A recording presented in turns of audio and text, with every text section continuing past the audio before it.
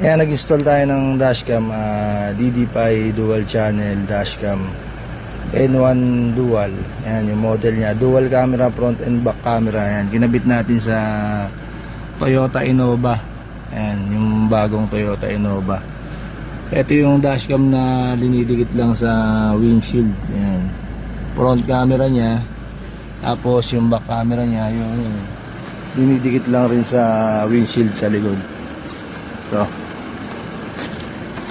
Ayan, ito yung back camera nya. Ayan, dyan natin in-install.